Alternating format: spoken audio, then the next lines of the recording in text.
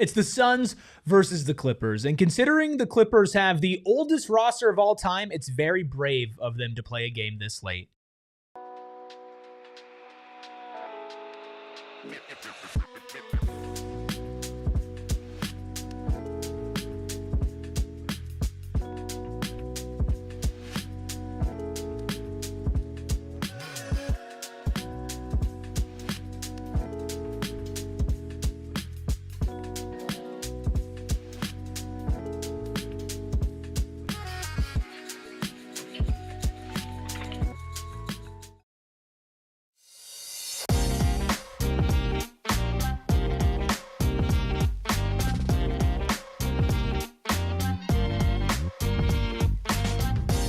Psychos and sickos unite for an SMW Part 2 edition of PHNX Suns pregame show brought to you by Gila River Resorts and Casinos. You do you.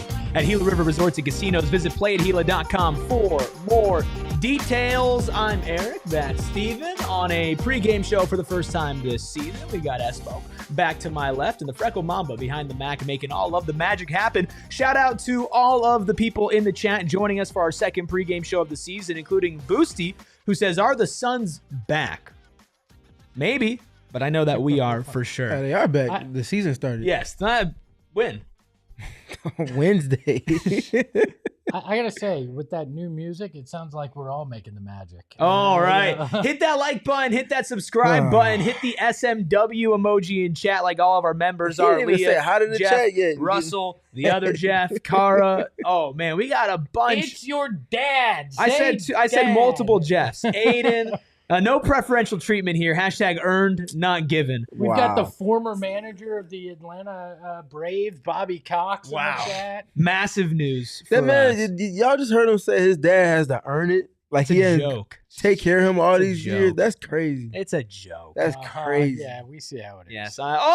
Paisley, welcome to the MVPs. What's up, Paisley? Hit that SMW emoji. The Suns must win. We got Suns legend Bismack Biombo in chat. The vibes are immaculate. The Suns are 1-0, gentlemen. Looking to go 2-0 tonight as massive underdogs on the road to the Los Angeles Clippers. Which is insane. Yeah? It's insane. Boosty becomes an MVP. Hey, Sorry, Boosty. I'm just Let's celebrating. Hit that SMW Boosty as well. Let's just do it. Let's go ahead and get into the line presented by Bet365 because the Suns are 10-point underdogs on the road at the Intuit Dome, plus 350 on the money line. Clippers minus 450 money line, minus 10 on the spread. Obviously, Espo, the Clippers got dog-walked by the Jazz on the road in their season opener. Now they're going at home, and they're 10-point favorites. Huh? Lost by 21 to the Jazz. The Suns showed some things. I'm not saying the Suns should be favored to win, but a double-digit underdog seems a little ridiculous to me. Mm-hmm. I get it. I get it that the Clippers are supposed to be good. I get that the second game of the year, it's tough to make lines and figure this out, but 10 points seems insane to me. It does. But that's what it is right now when you look at the rosters on paper and they look at the Suns without Jalen Green in particular. They hold that as penalty against them. Mark Williams probably still not starting and on the minutes restriction. You got all of those, literally a 7-man rotation of players that are surefire Hall of Famers and 2 that are on the cusp of potentially getting there outside of that. Yeah, it's a lot to deal with on the money-making side of things. What did you see from the Clippers' first game of the season? Is that just one where you flush it, the Jazz came out playing on fire, and you just kind of move on? No, because I think they're going to struggle all season against teams that can run and gun. They'll have a little bit of what the Suns had last season. A younger team. Well, there's a common denominator there, but that's not the reason I'm mentioning it. The young teams that want to get out in the floor and play in transition a lot, if they can force turnovers against the Clippers, that's going to be something that hurts them because they don't have too many guys that are going to want to run back and forth that often. It'll be you got it. We'll just get it back on the next offensive possession. That's what the Suns need to do tonight. Just put the pressure on them all night, right? Mm-hmm. And, I think that's just that's the recipe to success for here. And this is why I don't think a 10-point spread is fair because, the Clippers are old. And the Suns are a team that is going to be feisty. They're not going to be a team that lets you have anything easy. I don't know. Maybe it's because it's the home opener. Maybe they think that gives a lot of juice to the Clippers tonight. Well, I think they're also probably looking at that first half of the Suns in that game and say, yeah, you came back, you beat the Kings. They are the Kings. Mm-hmm. So what are you going to do against a real team? Because the Clippers, by all accounts, should be a playoff team, well out of the play-in with their roster. Why are you both laughing at me? Well, what are you going to do against a real team? And you just saw the Clippers lose. No, but I'm saying from the book's perspective. I know, but I'm saying from a book's perspective, if that's my argument, I'm rethinking it because they just lost to a not real team in Utah. Like, agreed. I get it. Like, it's just, I'm probably going to look dumb. We're going to come back to this if it's a 15-point loss and go, Espo's a moron. But, we'll be doing that either way. Tune into the post-game show. By the way, a couple of super chats here. One from Monkey D. Shane. Says, get rid of the garbage helmet behind you. Go Suns. Oh, I'm sorry. You mean the helmet of the reigning defending Big 12 champions? Monkey D. Shane? Let's not play that. Shane Diefenbach and the Well, chat. There's no way Shane would have done that. And then Junior Garcia, who is using his 1 month in member super chat. Thank you so much for celebrating a month, Junior. Says Suns in 4 quarters. He just says Suns in 4. I added the quarters. How about 5, as in the starting 5 tonight? Do we have it? We have it. It is Devin Booker, Grayson Allen, Dylan Brooks, Ryan Dunn, and for the second straight game, Oso Iguodaro. How do we feel about no Mark Williams starting yet again, Steven? No surprise, because it's hard to control his minutes if he's starting, because the starting unit is going to be out there in intervals together. I don't think that aligns with the restrictions they have him set for right now, and they don't want to exceed those in any capacity, so it makes sense, and obviously that lineup played well in the second half in particular of the first game, so everything tracks right now. Still makes me wonder if this is more than just a short-term thing, if they really just like Oso's ability to create with that first unit, because everything that was said to us was it's not always about a point guard creating in this game anymore, that it's multiple positions, even big men. And it just makes me wonder, maybe that is the plan for Mark Williams, that you're not going to let him exceed, 25, 30 minutes at any point this season because it's the way to keep him on the court. I'm going to continue to wonder that till we see different. So question for that. So if also not necessarily flames out, but if his production level falls off from what it was in game 1, and there has to be a change at that starting spot, is it going to be Mark, do you think, with that kind of train of thought, or do you think it could be Malawatch? Do you think it could be Richards? I guess it depends on what, are we talking like Oso goes out, gets 5 fouls, does nothing? No, I think it's more so like if Oso has 4 or 5 games where it's clear the center position is what's holding you back. I don't know. I don't know what this plan is, but they seem to be very cautious in their complete approach with Mark Williams. And if they care more about him closing games than starting games, I could see it being somebody else. I could see it being Richards. Because that, to me, it matters more if you're closing. And that's what they did with him the other night. So I don't know. I'm reading way too much into 2 games in the preseason, but they obviously like the potential of what Oso can do with the amount of what he can do out there. We talk about Earn Not Given. I'm not reading this comment because it's from my dad. I'm reading it because it's funny. It says, rumor has it that Espo is hosting a PHNX poker game during the watch along. That's a funny comment. I gotta take those glasses off if you are, dude. I can't afford any of the high-tech stuff, but I know how to count cards. Don't worry, you're not rolling with high rollers over here either. Oh, boy. I will say this about your Oso point. I personally cannot imagine that if Mark Williams is fully healthy, that at a certain point he doesn't become the full-time starting center, partially because you have 1 season to figure this out with him, right? And maybe you play him off the bench to kind of denigrate his value, but again, I don't think that's the game the Suns are trying to play. I think once he gets past this point, which I think it'll probably be like a week that they'll bring him off the bench and gear him up, I think you start him also because, quite simply, I think he's a better player than Oso Ighodaro. And he brings a dynamic to especially a fully healthy Suns lineup that Oso just doesn't. I get why maybe the passing and the ball handling from Oso would be good, especially without Jalen Green. But once Green is back, Mark Williams is the best option at center for this team as a starter. I don't disagree from a talent standpoint, but what if I'm purely speculating? What if you know that the medicals aren't as solid? What it's a different conversation. And you're actually trying to just keep this guy on the floor. Yeah. The whole preseason, the plan, the dog and pony show. Nothing about it sits right with me. It makes me question a lot of things right now. I'm not mad at the extra caution and the intentionality behind it, just because you've seen what literally has not worked for Charlotte the last 3 seasons now. So it's clear that a different course of action needs to take place now. Some of it might just be him needing to be with a different training staff that has different fields of expertise or whatever.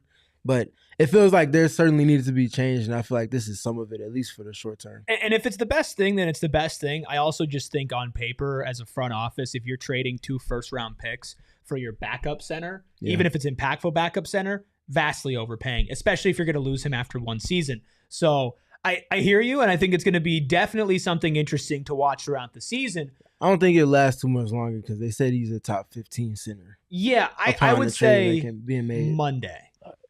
I think they wait until they get back home Wednesday back home against the Grizzlies. Like, baseball has changed its thought on, when to use your closer or whatever. That every inning is important. Is there a chance that starting in the NBA doesn't mean all that much outside of an ego play, and that maybe a new thought is that it is just simply more important who's closing? That minutes that you're in there are impactful regardless, and then if you're there at the end, that's what matters most. I think we all get caught up in this. Like, we got caught up in the starting point guard thing for multiple years, and at some point, maybe it's just a different way to think about it. I'm not claiming to know anything. I'm not saying that's what the Suns are doing, but you got to wonder if you've got a guy that playing fewer minutes is going to benefit him from a health perspective and make him more impactful. Maybe it is just about if you're out there closing. I don't know if the NBA can get to that point, just because there's too much contractually that is contingent upon minutes played and meeting certain thresholds and all of that stuff. So I think it gets hard on the NBA side to pull that one, but maybe there's a little bit of that going on right now. I mean, it's definitely possible. If we get a couple weeks into the season and we're still talking about this, then and he's still playing really well, because in his 24 minutes, which was the most played by a center in opening night, he played very well. He grabbed 11 rebounds, and he could have had double-digit points if a couple of guys maybe threw him an extra lob, like Book said he missed him on a couple. So there's definitely something to be said about having a guy of that caliber coming off the bench. And if you keep him around, and I know we're looking big picture long-term here, we'll get back to the game in a second, but if you do keep him around and you drafted Kamal Malawach in the top 10, that's your starting center of the future. So if he's okay with it in a contract year, and it is the best for his career, then maybe that is a path you could talk about. But if I had to put money on it, I would say by the end of next week, Mark Williams is starting. I think that's probably the smart money, but I also think that Jordan Ott could be a mad scientist and willing to do anything to get an edge. So I don't know. We'll see. Yeah. Sean telling me about Dalton Varsho and Hidden Sun Village saying ESPO stands for eating shoes pretty obscure. I think the first one you said, which was eating shoes pretty outrageously. I think that works better. Yeah. My shoes aren't obscure. They are pretty, though. Did I tell you about that? Mm-mm. He put his shoe in his mouth. It was like legit in his mouth. On postgame? On camera. When? Before you came. I didn't want that kind of stuff going on. I appreciate you. Thank you. And it won't happen while you're in studio. I have too much respect for you, Steven. I appreciate that. You're welcome. All right. Well, let's get to this game. How does that make you feel, Eric? You can go back and watch my reaction, bro. I made him give me the one shot because my jaw was on the ground. It was payback for the way he made me feel during the watch. Wow. I didn't do anything. Okay. What about how we feel about tonight? Let's talk about tonight's game. Is it an SMW? Is it a Suns must win? It's time to check in with the must win meter. Espo, I have converted you. Both of us are at 10s tonight. You have not converted me. I have absolutely converted you. Welcome to the Church of SMW. Pure hatred and pettiness have fueled me to go to a 10. Because you cannot let the man that I will only refer to as Dead Cap Space from now on beat you in your first matchup. You cannot let the man who scored 5 points against the Utah Jazz beat you. You cannot let the Clippers beat you tonight because you have $20 million on the line. You are paying for that man to play against you. You cannot let him beat you. I don't care who else is on the court. It's a 10 for their pure fact to me. I will not be okay if you let any team that employs Bradley Beal beat you. The Dead Cap Space. Steven, you're at a 0. I am. I wasn't aware we could go with 0 until after game 1. And I feel like because they did what they did, they handled their business in game 1. They're given 1 in one of these 2 games, and it's back-to-back. So it's a 0 for me. If they handle their business tonight, it's a 0 tomorrow. If they lose today, we'll see about tomorrow. But as of today, it's a 0 for today's game. Today's absolutely a must win. There's no other way to look at it. Ayrton, he doesn't even have to submit his must win. I literally told him keep it at a 10 every single game. It's going to be a 10 for him all season long. I will say one thing about the must win meter is if you don't use your must win meter, it will break after a while and it will be on 10 because it's broken. Just keep that in mind, Steven. That's a new rule. I'm going to tell you right. You keep this in mind. My definition of must wins and gotta have is, Eric. You want to inform Ayrton? Must win is every single game that the Suns are playing. That is not what I said. And gotta have it's are the NBA in-season tournament. This man. I'm going to make it very clear. Carol, we can feel the hatred and not make it a must win. Tomorrow, I can already tell you my meter is going to be at 0.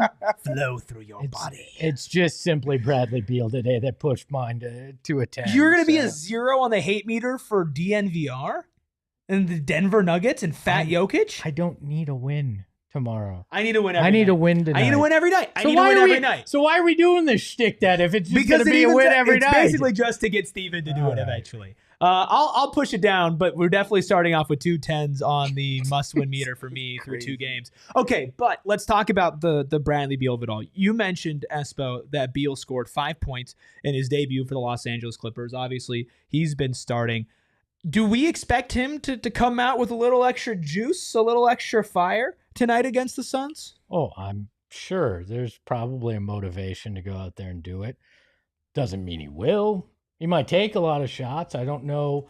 I'm guessing that you're sticking a Ryan Dunn on him tonight, where Dylan Brooks will probably be on Kawhi out there in that starting group. You might have some switching with onto Harden and whatnot, but they're not going to let Bradley Beal get off to some hot start. There's a pride factor in that too. What I'd really like to see is Devin Booker be the guy to guard him. And that's really who's going to start against him. Yeah, because Ryan's going to be on all initiators of offense, point guard or not. So Harden, he's going to be guarding Harden tonight, and Devin will get the Bradley Beal matchup, which might entail some things if there is any type of smoke between those two, just naturally. You think he might go Dylan? He might start yapping and getting that Brad?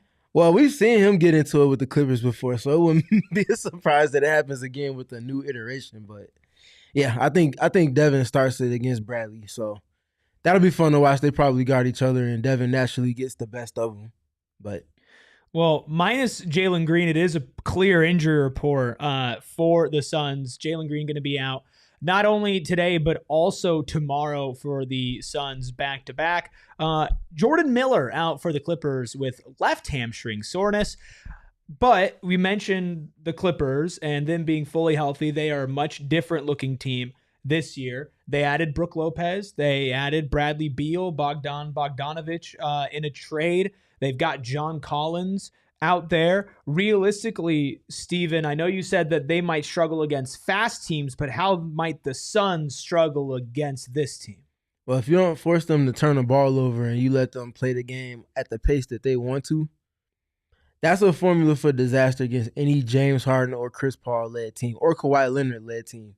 And they have all three of those guys. So if you're not speeding them up or you're not making them play slower than it is that they want to, there's going to be minimal outlets for you to win if you're not winning a rebound margin by 25. Yeah, if this comes down to a half-court game, I think you're screwed. Mm-hmm. I don't think you're beating this Clippers team at a half-court pace tonight, and you can't put yourself in a hole early. You can't do what you did in game one and spot this Clippers team points, because you're not going to be able to close that gap the way you did against the Kings. So you've got to come out with the right mindset tonight, start fast, and then continue to put the defensive pressure on them. And you've got to find a way to not let their second unit dominate yours. That's going to be a big thing, because there's a lot of talent. This Clippers team's deep. And I know we like to think this Suns team is as well, but you cannot let that bench unit for the Clippers run wild on you offensively. Yeah, it's not the same type of deep. No. The Suns are deep on the athletic side. The Clippers are deep on intelligence and experience and IQ and skill. Yeah, well, you mentioned the backups. Backups also going to be in one of your keys of the game, Steven. But what do you have first up for us? Yeah, Espo hit the first one on the head as far as setting the tone, and it starts with the defensive end. If you're speeding them up, you're forcing them into turnovers, and you're spending more time in transition, that's your clear-cut outlet to success in this game. Key number 2 for me is winning on the glass. That goes in tandem with the defense. Can't be a good defensive team if you're not a good rebounding team, and vice versa. But it also goes, obviously, to the offensive glass as well. The Clippers don't have too many guys that want to go for rebounds. James Harden is a good rebounder for his position. Zubac and Brook Lopez. Outside of that, they have no notable rebound grabbers. So that's an opportunity for the Suns to kind of stamp some impact on this one too. And then the last one for me, as we heard from Nigel Hayes-Davis at practice yesterday, the fire department and production from that secondary reserve group outside of the starting five. Very important, because if they don't bring that activity, Chris Paul, Chris Dunn, Nicholas Batum. Bogdanovich. Well, he's hurt, or technically not hurt. He didn't play in the first game, but John Collins and Brook Lopez, that is one bona fide second unit that nobody has. It literally is, right? So if you're hot, do you go press 94 feet in that with that second unit with the CP3? whole game? You did against the Kings. The whole game. I think you got to be aggressive like that.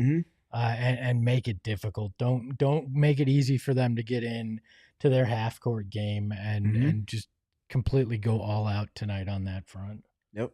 Well, how about we go all out on our bets? It is time for our pregame picks, of course, presented by Bet365. Sign up, use code PHNX365, deposit 10, place a bet for 5, and get $200 in bonus bets if your bet wins or loses. Bonus bets can be used on spreads, totals, player props, futures, and more. Whatever the moment, it's never ordinary at Bet365. You must be 21 plus and physically located in Arizona. If you or someone you know has a gambling problem and wants help, call 1-800-NEXT-STEP, text NEXT-STEP to 53342, or visit problemgambling.az.gov. The Suns started off the season 1-0. Espo and I started off the season 0-1, which means the standings are looking negative for us right off rip.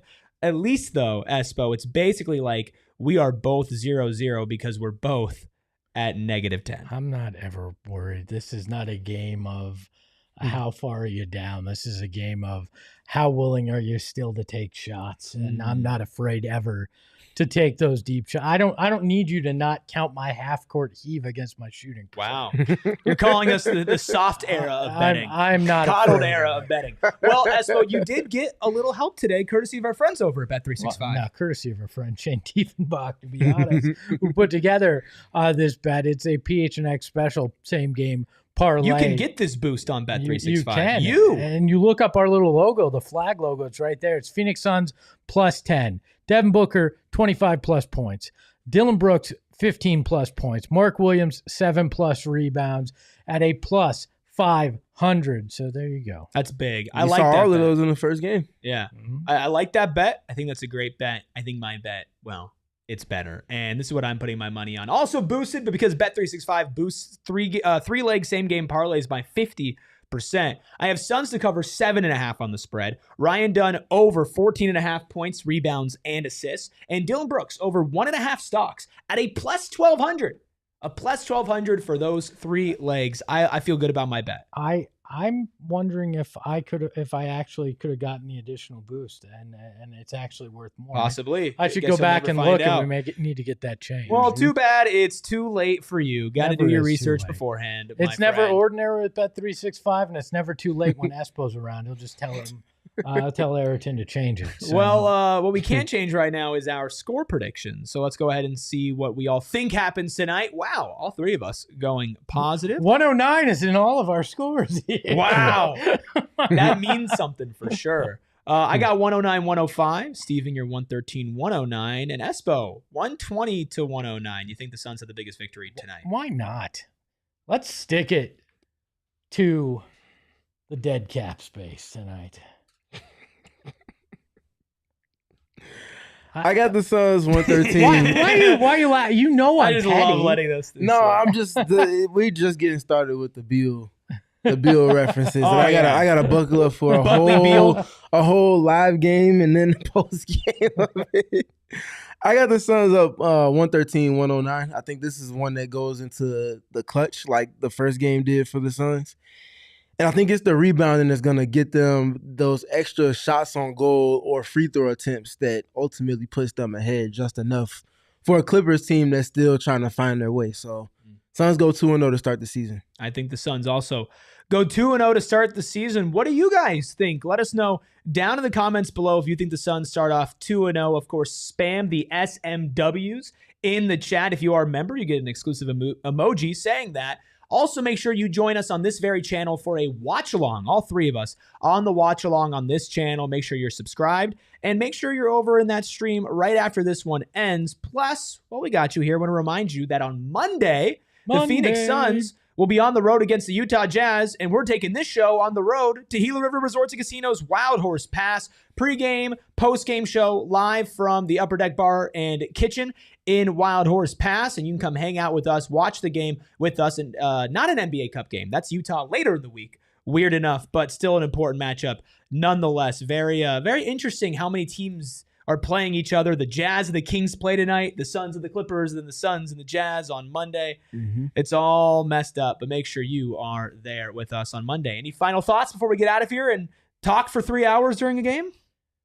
Or make him earn that money tonight. Watch Brook Lopez and Mark Williams going against each other in the second units.